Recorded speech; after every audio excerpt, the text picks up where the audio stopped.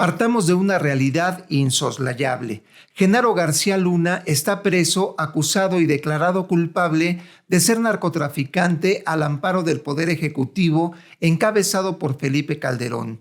Calderón, el muchacho alegre, tuvo que abandonar a su familia para irse a esconder a España, paraíso de personajes non gratos. Otro hecho. Genaro García Luna, después de publicar una carta en la que escribió: "Mi honor está intacto, yo no he cometido ningún delito", ya estará enterado de que los fiscales de Estados Unidos propusieron que la pena que le corresponde a quien fuera cómplice, jefe o achichincle de Felipe Calderón en el narcotráfico sea la cadena perpetua. Bien, pues este oscuro personaje, sacado de las más putrefactas prácticas de guaruras setenteros, en la carta citada escribió que Andrés Manuel López Obrador y sus operadores políticos sostuvieron contacto con narcotraficantes para que actuaran como testigos en contra de Genaro García Luna, quien agrega en su carta que esos mismos testigos imputaron al presidente de México de estar vinculado con el narcotráfico. A ver si entendí. Genaro, el narcotraficante, escribió que López Obrador, el presidente, se alió con narcos para acusarlo a él, a Genaro, de ser narco, y que inclusive estos mismos testigos, aliados al presidente, también acusaron al presidente de ser narco. Sin detenernos en la incongruencia, la pregunta obligada es: si Genaro es el superpolicía inteligentísimo, ¿por qué no presentó las pruebas de sus dichos al inicio de su juicio?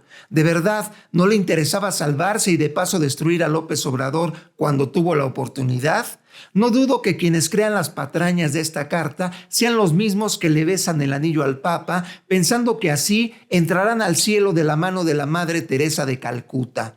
El mismo día, cuando declararon culpable a Genaro García Luna, la Suprema Corte de Justicia en México, ya presidida por Norma Piña, descongeló las cuentas bancarias de la esposa de Genaro, quien publicó esta carta en la que, además de acusar al presidente de México, se declara en contra de la reforma al Poder Judicial, como si le estuviera pagando el favor a Norma Piña. Genaro, el superpolicía, estando preso, intentó sobornar con $2 millones a otros reos para ayudarlo a probar su inocencia. Este hecho influyó para que los fiscales de Estados Unidos propusieran que la pena que merece Genaro sea cadena perpetua. Es decir, para los fiscales norteamericanos, este exsecretario de Seguridad no es una persona que merezca nunca la libertad. Nunca. Mientras que Felipe Calderón sigue escondido en España sin poder luchar de frente y no en redes sociales contra la dictadura. ¿Cómo que cuál dictadura? ¿A poco no saben que en México hay una dictadura? Yo tampoco lo sabía, pero eso no importa. Mientras lo sepan los intelectuales orgánicos, es suficiente para la porra de la derecha. Bueno, mientras Calderón sigue en España, es necesario revisar un hecho que nos sirve de insumo para este análisis. Andrés Manuel López Obrador cuenta con un alto margen de aceptación, lo que permitió que la próxima presidenta de México será una de las fundadoras de la Cuarta Transformación. Juntos, Andrés Manuel y Claudia Sheinbaum propusieron, convencieron y lograron que la mayoría de los votantes mexicanos hayan elegido el Plan C como estrategia de cambio que afectará directamente no a los trabajadores del Poder Judicial, sino a las personas juzgadoras en México, a quienes no les ha parecido que se reforme la Constitución y, por lo tanto, han organizado y perpetrado acciones contra dichas reformas, tales como manifestaciones públicas de los trabajadores a su cargo, paro de labores del Poder Judicial, sentencias para que el INE no reconozca la diferencia entre partido y coalición, sentencias para que el Poder Legislativo no legisle, entrevistas en medios masivos corporativos con la popular y carismática Norma Piña, estrategias de inconstitucionalidad y las que se sumen, incluyendo el auxilio de Genaro García Luna, de Carlos Villagrán alias Kiko y de otro personaje, el expresidente Ernesto Zedillo. Efectivamente, Además de las personas juzgadoras, se ha sumado en contra de la reforma constitucional el poder económico, el cual se benefició del Fobaproa y que ha logrado la hazaña de hacer hablar a Zedillo, no sobre quiénes fueron los verdaderos autores intelectuales de la desaparición de Colosio. Sabemos que Zedillo se benefició, pero hasta ahí nomás. Para los oligarcas dueños del dinero, es más importante que Zedillo hable en contra de la Cuarta Transformación y de las plagas bíblicas que nos caerán si se aplica la reforma al Poder Judicial.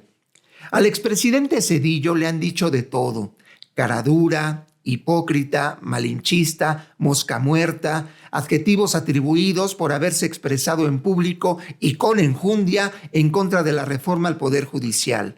Las palabras de Ernesto Zedillo provocaron un gran placer entre las personas que odian a López Obrador. En cambio, los dichos del expresidente causaron risa, burla, enojo y recuerdos muy dramáticos entre el mayoritario sector de la población que aún tiene heridas no sanadas de lo que fuera el oscuro y sangriento periodo gobernado por el relevo de Colosio. Y repito, principal beneficiario de su muerte, el aspirantista neoliberal Ernesto Zedillo.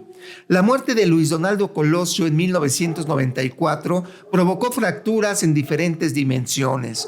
La familiar, sin duda, fue una de las más dolorosas, aunque su hijo, el ahora diputado, sea un aplaudidor de los nefastos intereses que le arrebataron a su padre. No deja de ser dramática la forma como se desintegró la familia de Luis Donaldo, pero no debemos dejar de lado las afectaciones sociales, políticas y económicas que provocó el magnicidio, y en medio de esa crisis hubo pocos beneficiados, poderosos, pero pocos. Uno de ellos fue Ernesto Zedillo, quien se convirtió en presidente de México no por ser un carismático candidato, sino por una planeada estrategia consensuada con los poderosos.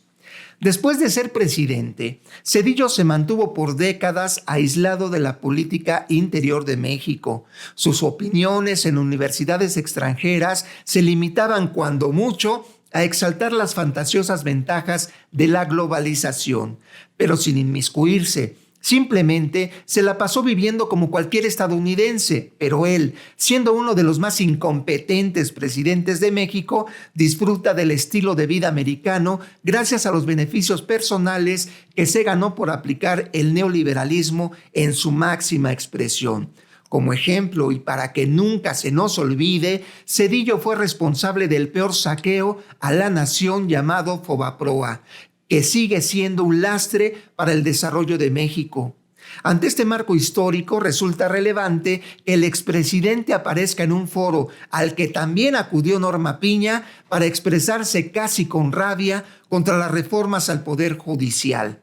En conclusión, los líderes de la derecha y sus asesores siguen con la necia postura de ganar sus batallas sin que muestren respeto por la politizada gente que cuenta con credencial para votar. Ya sabemos que las decisiones de los votantes no son importantes para los ejecutores de fraudes electorales, pero por la madre del amor hermoso, líderes de la derecha, ustedes que se hinchan de gozo cuando hablan del bien común, tengan tantita madre para elegir a sus embajadores. Genaro García Luna y Ernesto Zedillo no son referentes que les vayan a generar resultados favorables. Eso hasta yo lo sé, carajo.